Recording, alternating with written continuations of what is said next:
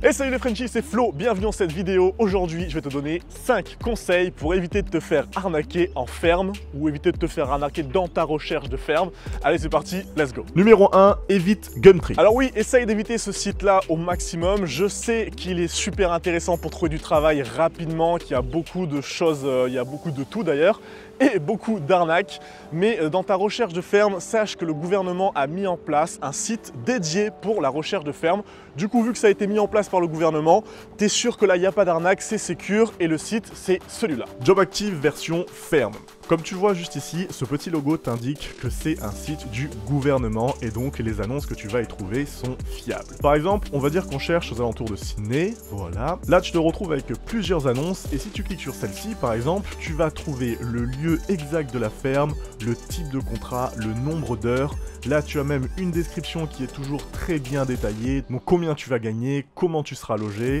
Là, juste à côté, tu as l'ID du job, le site web, enfin bref, un site plus que fiable. Numéro 2, rends-toi sur place. Donc ça, je crois que c'est le conseil le plus important. C'est la meilleure chose que tu puisses faire pour pas te faire arnaquer, c'est aller directement de te rendre sur place. Comme ça, tu vas pouvoir déjà vérifier l'état des fruits. Donc si les fruits, ils sont pas encore mûrs, tu sais que le fermier, il est en train de t'arnaquer. Parce que ce qui se passe, c'est que le fermier, il veut avoir plein de main-d'œuvre au cas où ça commence à démarrer. Comme ça, il a de la main-d'œuvre sur le coude. Mais toi, en fait, tu vas te retrouver à attendre encore et encore et encore. Et en plus, la deuxième chose qui est intéressante quand tu te rends sur place, c'est que tu vas pouvoir parler aux backpackers qui sont dans soit l'hôtel, enfin dans les alentours. Et là, tu leur demandes toutes les infos. Est-ce que c'est vraiment bien? Est-ce que tu as du travail? Est-ce que ça marche bien? Est-ce que c'est la galère? Comme ça, là, au moins, tu es sûr d'avoir la bonne information avec les backpackers et c'est le top. Numéro 3, signer un contrat. Oui, ça, on l'oublie. On se dit, c'est bon, on est backpacker, on fait ça à l'arrache, un peu tranquille, allez, on commence et tout. Mais non, il faut vraiment que tu signes un contrat. Ça t'évitera de te faire arnaquer tout simplement parce que si tu n'as pas de contrat, la personne peut te dire salut, au revoir, tu peux rentrer chez toi. Et toi, tu n'auras pas signé de contrat, tu n'auras rien du tout, aucune preuve et tu vas tout simplement te faire arnaquer. Donc signe un contrat, c'est très important. Numéro 4, ne paie rien en avance. Donc ça, c'est une arnaque courante. Les gens te font payer en avance. Ils vont par exemple te faire payer le bond. On va dire voilà, tu dois rester à l'hostel pendant 2 mois, mais c'est 2 mois de loyer à verser. Et du coup, tu payes en avance pour avoir du boulot, sauf que le boulot n'arrive jamais. Et toi, tu te retrouves à 2 semaines, 3 semaines à poireauter pour rien. Ou des fois, tu te retrouves pendant 2 semaines dans un endroit qui est complètement pourri, où tu peux pas te déplacer. Enfin bref. Il y a plein d'arnaques où les gens te demandent de payer en avance, donc ça tu oublies, tu sais que ça sent mauvais dès qu'on te demande d'avancer de l'argent.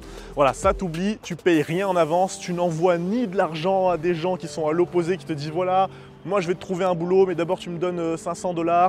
Ça t'oublie directement, donc voilà, tu ne payes rien en avance. Numéro 5, demande à la communauté. Et oui, une bonne méthode pour éviter de se faire arnaquer, c'est tout simplement d'utiliser la communauté française qui est bienveillante. Et donc tu as juste à aller sur les groupes Facebook et tout simplement poser la question, voilà, moi je vais dans telle ferme, je vais dans tel endroit, est-ce que c'est bien, est-ce que vous l'avez déjà fait, est-ce que vous êtes déjà fait arnaquer dans cet endroit-là? Généralement les gens sont bienveillants et vont te répondre d'une façon, oui, non, tu vas te faire arnaquer, non, n'y va pas.